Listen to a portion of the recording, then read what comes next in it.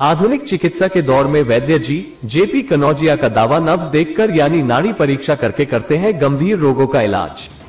अद्भुत चमत्कारी औषधियों और बूटियों द्वारा कठिन से कठिन बीमारियों का इलाज, जिसमें बवासीर, भगंदर, लकवा, फालिस, नेत्र रोग, आंख में पूली व कील पड़ना, मुख में भारी घाव होना, खांसी किसी प्रकार की हो, सर्प विष उतारना, शुगर होना, बांझपन, बच्चा ना होना, बालों का झड़ना या टूटना, औंतों के घाव व अल्सर, मिर्गी दौरा, पागलपन, सभी प्रकार के मस से जड़ से समाप्त होना, स्त्री पुरुष के गुप्त रोग, पथरी के रोग, पुराना ज्वर रोग, सिर दर्द, खुजली या भयंकर दाद, पीलिया रोग, गठिया रोग, हाथी पांव होना, अंडकोश की बीमारी, स्त्रियों की योनि खराब होना, गुर्दों की खराबी, टीबी रोग, कुष्ठ रोग कैसा भी हो, लिवर की खराबी, सिर से लेकर पैरों तक कैसी भी दर्द का होना आदि प्रमुख बीमारियों के अलावा स्त्री और पुरुषों के समस्त रोगों का अद्भुत चमत्कारी औषधियों और जड़ी बूटियों द्वारा ईश्वर की कृपा से कठिन बीमारियों का इलाज किया जाता है। वैद्य जी जेपी कनौजिया, ग्राम चावड़ निकट मयूर वन चेतना केंद्र, भारत भट्टा के सामने, शिव ढाबा के पीछे, पीलीभीत रोड, बरेली में।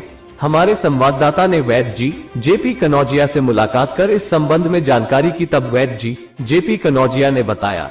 बरेली से मुस्तकीम मंसूरी की रिपोर्ट। जी, हमारा परिचय है दिव्य शक्ति वैद्य जेपी कनौजिया, ग्राम चावड़, नियर मयूर वन चेतना केंद्र, पीलीभीत रोड, बरेली। वैद्य जी, आपने ये जड़ी बूटियों से लोगों का इलाज करने का कार्य कब से शुरू किया है? सर, मैं बीएसएल में सर्विस करता था। सन 2020 में मैं रिटायर हो गया। उसके बाद एक दिव्य शक्ति ने मुझे बताया कि आपको जड़ी बूटियों के माध्यम से लोगों को ठीक करना है। तो मैंने कहा कि मैं कुछ जानता ही नहीं हूँ सर, मैं कैसे ठीक कर सकता हूँ। तो उस शक्ति ने बताया कि आप जान जाएंगे, आप इस नंबर का एक ग्रंथ लेके आइए, उसमें सब कुछ लिखा हुआ है, पेड़ के चिन्ह दिए हैं, औषधियों के चिन्ह दिए हुए हैं।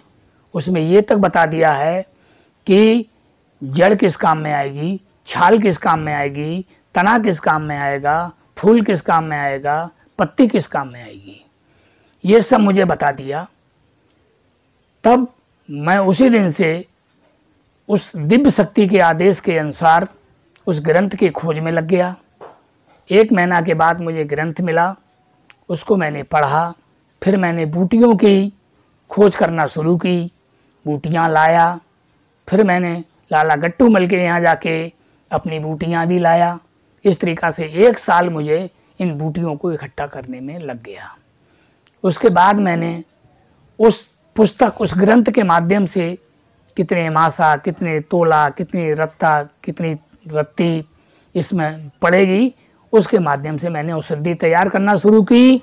औषधि तैयार हुई, उसके बाद में जब मेरा मरीज़ को मैंने देना शुरू किया तो मेरे मरीज़ ठीक होने लगे। जी, जैसे कि आपके यहाँ मौजूद मरीजों से जानकारी मिली है कि वैद्य जी एक लंबे समय से इस कार्य को कर रहे हैं और बहुत से ऐसे मरीज सही करे हैं जिनको डॉक्टरों ने लाइलाज बता दिया था, जो दिल्ली, बम्बई, नामचीन अस्पतालों में अपना इलाज करा चुके थे और हताश और निराश होकर के लोगों के बताने पर आपके मतब पर आए और यहाँ पर आपने उनका इलाज किया और वो सफलतापूर्वक आपके इलाज से सही हुए हैं। ऐसी आपके यहाँ बैठे हुए मरीजों से हमें जानकारी मिली है। जी, बिल्कुल सही है सर।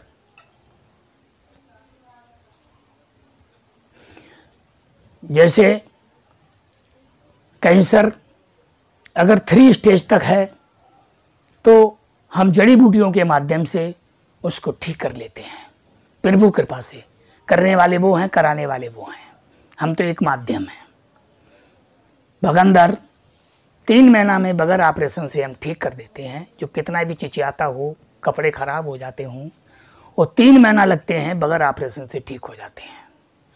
नासूर 10 साल पुराना चिचियाता हो, बहता हो, उस नासूर को हम बगैर ऑपरेशन से 3 महीने में ठीक कर देते हैं।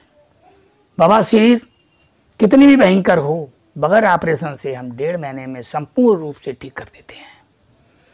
मिर्गी दौड़ा अगर ज़्यादा सीरियस है तो 6 महीने में, बाकी नॉर्मल है तो 3 महीने में जड़ से ख़त्म कर देते हैं। मिर्गी दौड़ा के गारंटी से ठीक हो जाता है। टीबी है और तमाम बीमारियां हैं, वो हम सब संतोषजनक प्रभु कृपा से वो ठीक हो जाते हैं। वैद्य जी, अभी आपके यहाँ एक उपस्थित मरीज से जब हमने जानकारी ली जी कि आपके संबंध में आए हैं यहाँ पर, जी तो मरीज का कहना था कि मेरी पत्नी को जो है औलाद नहीं होती है जी और वैद्य जी इसका इलाज सफलतापूर्वक करते हैं। जी तो बांझपन और फालिज 2 ऐसी चीजें हैं जी जिससे लोग बहुत पीड़ित हैं। क्या इसमें किस तरह का इलाज करते हैं? जी सर, ये गारंटी का इलाज है। ये प्रभु कृपा रही, तो करने वाले तो प्रभु हैं। अगर प्रभु ने जिसको जन्म से ही बांझ बना दिया, उसका तो कोई इलाज नहीं है। यदि वो किसी कारणवश यहाँ आके बांझ हो गए, वो औरत, उसका गारंटी से इलाज है, वो ठीक हो जाएंगे। उसका ट्रीटमेंट 1 महीना से अधिकतम 9 महीना तक, और होने के लिए तो वो 1 महीना में भी उसे कामयाबी मिल जाए, 2 महीना में भी मिल जाए, 3 महीना में भी मिल जाए। तो ये तो बांझपन का गारंटी का इलाज है। और उसके साथ साथ में किसी को मिर्गी दौड़ा आ जाए, फालिस गिर जाए, उसका भी गारंटी का इलाज है। सांप काट ले किसी व्यक्ति को, यदि वो बोलते बोलता मेरे यहाँ आ जाए, जो मेरी बूटी को खा सके, उस स्थिति में आ जाए, तो वो भी ठीक हो जाता है। और तमाम बीमारियां ऐसी हैं, नासूर वगैरह है, वो भी ठीक हो जाता है। वैद्य जी, जैसे कि आज इस आधुनिक दौर में जी ब्लड प्रेशर, शुगर जी और सांस का मरीज से आपको हर तीसरा आदमी जो है पीड़ित मिलेगा। जी। और जब किसी के सामने साथ में बैठो तो वो ये कहता है कि चाय फीकी लाना, हम शुगर के मरीज हैं। इसमें किस तरह का आप इलाज करते हैं? सर, इसमें 3 महीना तक इलाज हमारा चलेगा। 3 महीना के बाद वो आदमी नॉर्मल आ जाएगा, और नॉर्मल आने के बाद में वो अपने परहेज के हिसाब से ज़्यादा अंधाधुंधी भी ना करेगी, मैं ठीक हो गया हूँ तो मैं हर चीज़ अन्ना शराब खाने लगूँ। वो अपने हिसाब किताब से चले तो वो शुगर ठीक हो जाएगी, लेवल पर रहेगी। वैद्य जी, हम आपसे ये जानना चाहते हैं, जैसे कि ब्लड प्रेशर, शुगर और सांस फूलने की, ये 3 मर्ज ऐसे हैं जो 40 साल की अवस्था के बाद में तेजी से मनुष्य के शरीर में बढ़ने लगते हैं। ये क्या कारण है कि ये रोग होते हैं और इनमें किस तरह की एहतियात बरतना चाहिए? देखिए, शुगर का जो मामला है वो सबसे मुख्य कारण है टेंशन।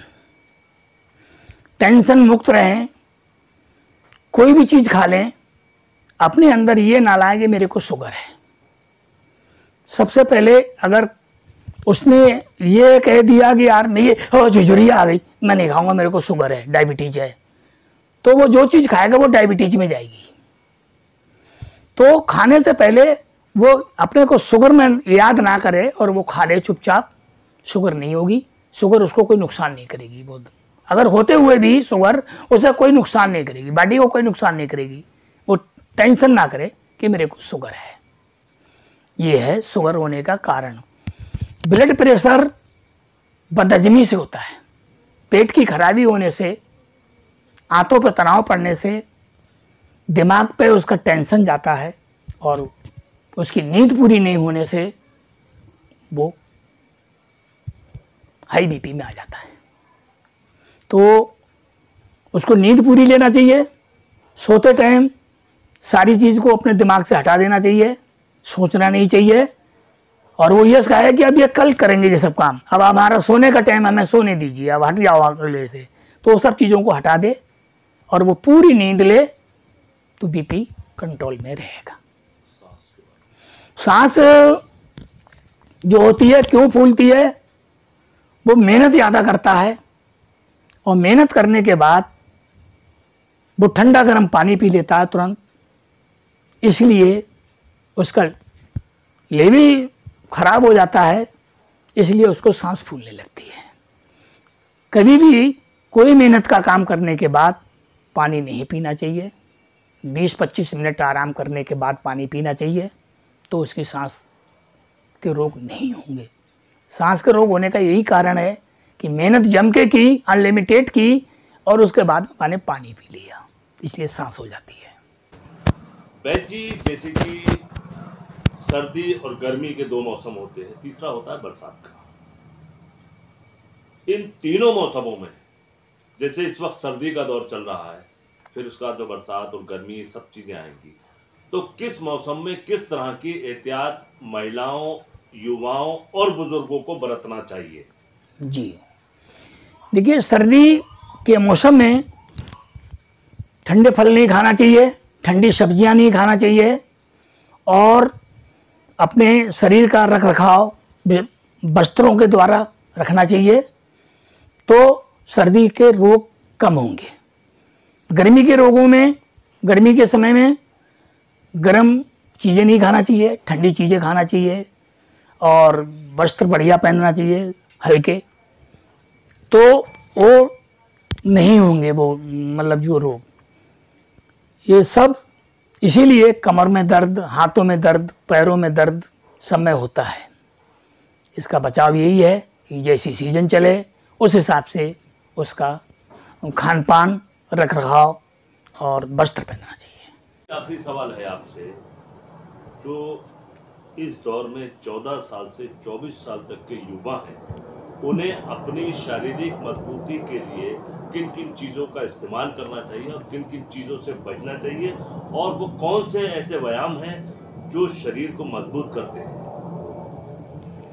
देखिए, जो 14 से 16 साल की आयु में जो लोग अपने को खराब कर लेते हैं, वो गलत काम से बच जाएं, क्योंकि परमात्मा ने शरीर के अंदर स्टोर होने के लिए कोई इतन दिया है, और वो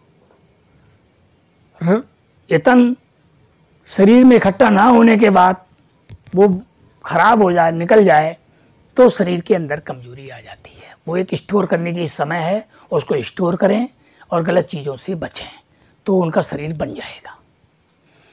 यदि उस समय में उन्होंने उसको ख़राब कर दिया, तो उनकी सेहत कमज़ोर हो जाएगी और उनकी सेहत में गिरावट आ जाएगी। वैद्य जी, जो 14 साल से 20 साल के युवा हैं, उनको अपने शारीरिक मजबूती के लिए, अपने शरीर को स्वस्थ रखने के लिए किन किन चीज़ों का सेवन करना चाहिए और किन किन चीज़ों से बचना चाहिए, ये एक युवाओं के लिए आपकी तरफ से संदेश चाहते हैं? देखिए, जो 14 से 16 साल की आयु में जो युवा हैं हमारे, वो ध्यान से सुन लें कि वो सबसे पहले तो मंदरा को ना लें,